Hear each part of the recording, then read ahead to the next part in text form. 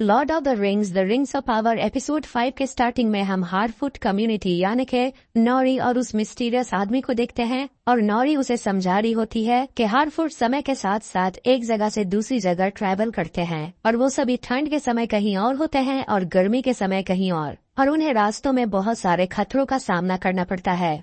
वो आदमी उसका बात थोड़ा थोड़ा समझने लगा है। वो नॉरी से पूछता है क्या मैं तुम्हारे लिए खतरा हूँ। नॉरी उसे समझाती है कि तुम कोई मुसीबत नहीं हो, तुम तो अच्छे इंसान हो, तुम हमारी मदद कर रहे हो। इसके बाद हार्टफोर्ड अपने कारवां को लेकर वहाँ से निकलते हैं और सभी का मनोरंजन करने के लिए पॉपी उनके लिए गाना गाती है। रास्ते में उन्हें कई मुसीबतों का सामना करना पड़ता है। हार्टफोर्ड एक जगह रुक जाते हैं थोड़ा रेस्ट करने के लिए और रात में मिस्टीरियस आदमी आसमान को देख रहा होता है। तो वहीं हम देख पाते हैं कि वो मिस्टीरियस आदमी जहां पहली बार क्रैश हुआ था यानी कि रोवानियन में, उस जगह पर ड्वेलर्स पहुंच जाते हैं। उसी मिस्टीरियस आदमी की तलाश में वो ड्वेलर्स काफी अजीब दिखते हैं। उनका आंख भी नीला रंग का है। अब हम देखते हैं एडार को और उसे ऑर्क आकर कहता है कि उनका सुरंग तैयार हो चुका है। वो ऑर्क से पूछता है तुम अपना हाथ दिखाओ और उस ऑर्क का हाथ जलने लगता है धूप के वजह से।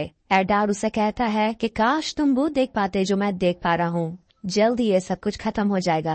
एडार उसे कहता है कि जाकर सेना को तैयार करो क्योंकि उनका वक्त आ चुका है।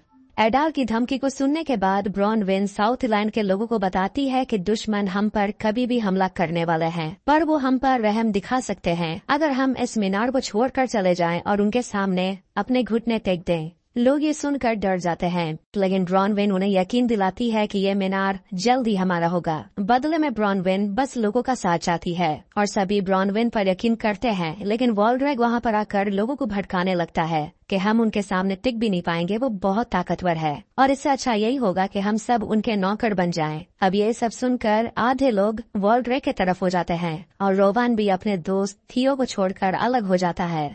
न्यूमेनॉर में देखते हैं कि शहर के आधे से ज्यादा लोग इस जंग में जाने के लिए तैयार हैं। सभी निकलने को भी तैयार हैं और जहाजों को रेडी किया जा रहा है और इसिल्डुर भी जाना चाहता है, लेकिन उसके पिताजी यानी कि कैप्टन उसे मना कर देते हैं और उसे ताना मारते हैं ये पूछते हुए कि तुम हो क्या, ना तो तुम समुद्री रक्षक हो ना तो तुम महारानी के फौज में हो, तुमने शहर के लिए किया ही क्या है। लेकिन इसिल्डुर कहता है कि मुझे अपने लोगों की परवाह है। कैप्टन अपने बेटे से कहता है कि मैं तुम्हें ये चांस दे देता, लेकिन प्रॉब्लम ये है कि तुम्हें किसी भी चीज की कदर है नहीं। महल के अंदर यारियन इस बात से बिल्कुल भी खुश नहीं है कि लोगों को जंग के लिए भेजा जा रहा है। वो चांसलर से बात करना चाहती है, लेकिन वहाँ उसे केमन मिलता है और उसे कहता है कि उसके पिताजी महारानी के लिए काम करते हैं और वो किसी की बात नहीं सुनने वाले। यारियन उसे कहती है कि तुम उससे बात करो, वो तुम्हारे पिता हैं, वो तुम्हारी बात समझ जाएंगे। अब शहर से इतने लोगों को युद्ध पर भेजा जा रहा है, इसलिए हेलब्रांड तलवार बनाने का काम कर रहा है।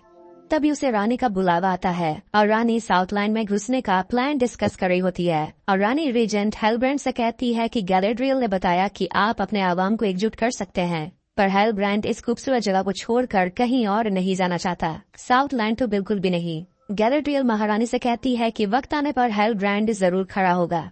महारानी वहाँ से चली जाती है अपने पिता से मिलने के लिए और गैलेड्रियल हेलब्रांड को समझाती है कि मैंने रानी को मनाया 500 लोगों को तुम्हारे साउथलैंड में भेजने के लिए, तुम्हारे लोगों को बचाने के लिए, तुम्हें उनका राजा बनाया जाएगा। लेकिन हेलब्रांड को राजा बनने में कोई इंटरेस्ट नहीं है।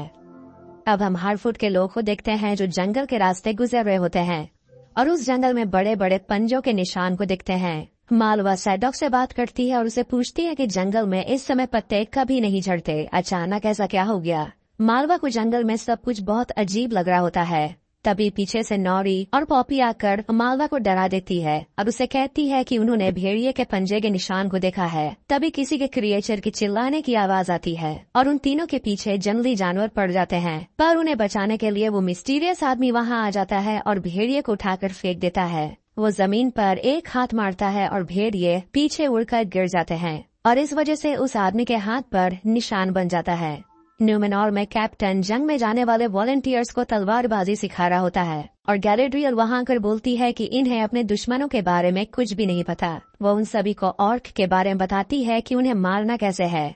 इसके बाद गैलेड्रियल बोलती है उससे लड़ने के लिए और जो भी गैलेड्रियल को इस ट्रेनिंग में हरा देगा उसे उप सेनापति बना दिया जाएगा। प्रैक्टिस में गैलेड्रियल सभी को हरा रही होती है, सभी को मजा चखा रही होती है और सभी एक साथ मिलकर भी गैलेड्रियल को हरा नहीं पा रहे और इस लड़ाई को देखने के लिए वहाँ इसिल्डुर भी आता है और इसिल्डोर का एक दोस्त वेलेंडेर गैलेड्रियल के कपड़े को काट देता है और इस वजह से गैलेड्रियल खुश होती है और उसे उप सेनापति बना दिया जाता है।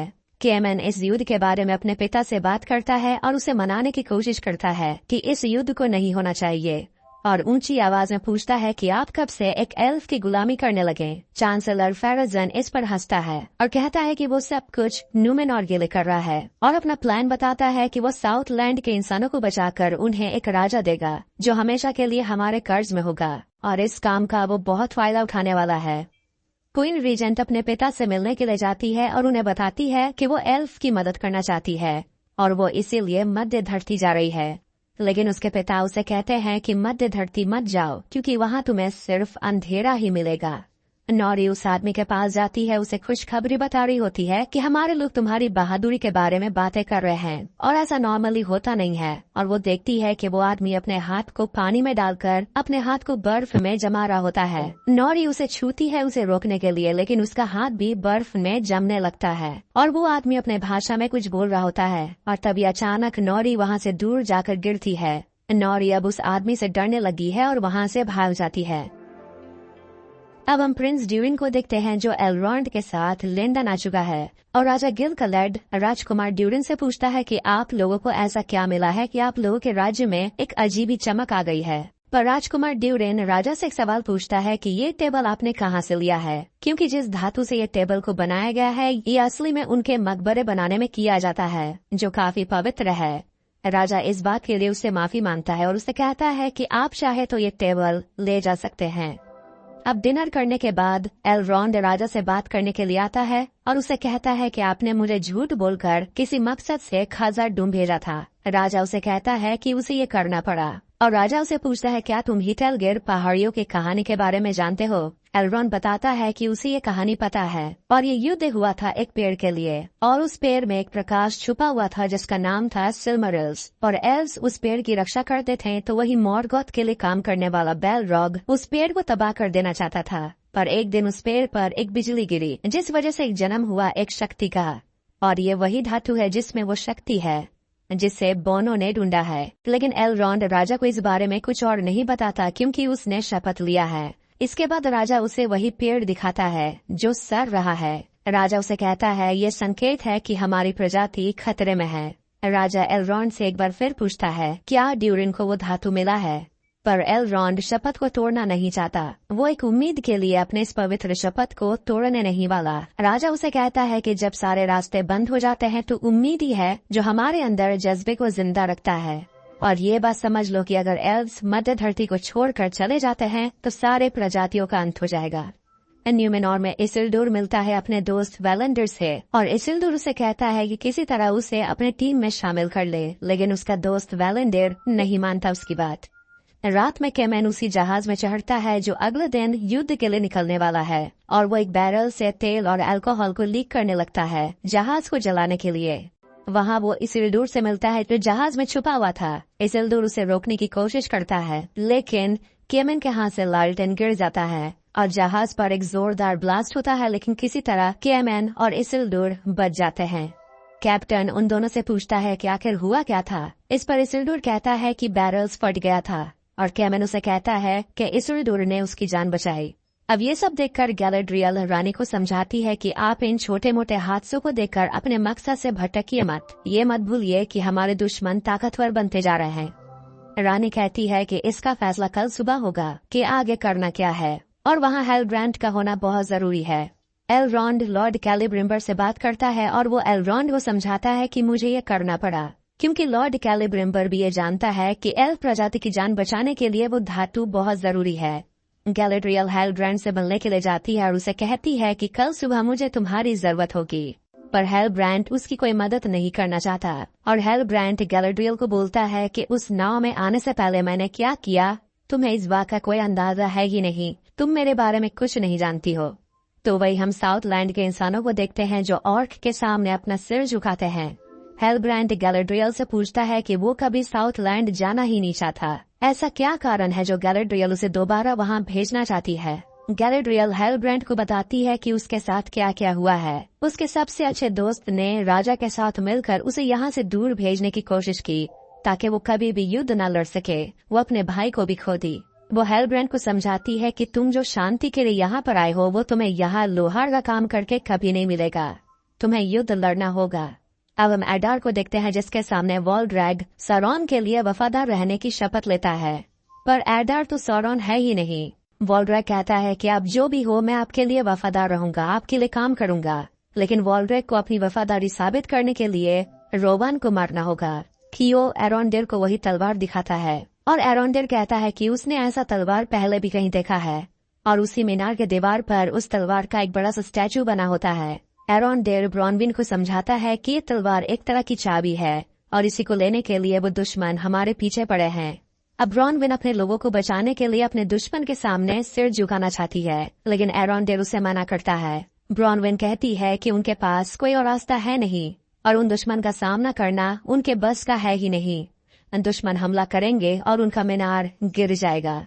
फिर वो अपने मीनार की तरफ देखती है जैसे उसे कोई प्लान समझ में आया हो। इसके बाद हम देखते हैं कि ऑर्क्स की सेना मीनार की तरफ बढ़ रही है।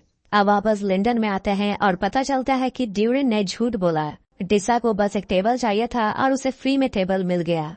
एलरॉन्ड अपने दोस्त को बता देता है कि वो किस मकसद से आया था अपने दोस्त से मिलने के लिए। वो उसी धातु को लेने के लिए आया था जिसका नाम है मिथ्रिल, और बताता है कि उस पत्थर के बिना वसंत तक एल्व्स विलुप्त हो जाएंगे, यानी कि एल्व प्रजाति की किस्मत अब प्रिंस ड्यूरिन के हाथों में है। अब प्रिंस ड्यूरिन अपने दोस्त की मदद जरूर करेगा।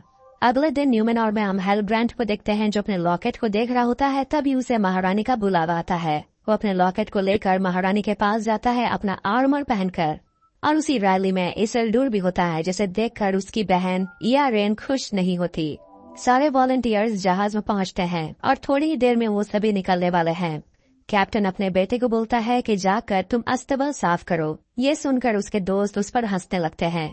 इसके बाद जहाज में आती है गैलेड्रियल और वो हेलब्रांड से हाथ मिलाती है। इसके बाद वो सभी निकलते हैं मध्य धरती के लिए। और इसी के साथ Lord of the rings of power episode 5 यहीं एंड होती है।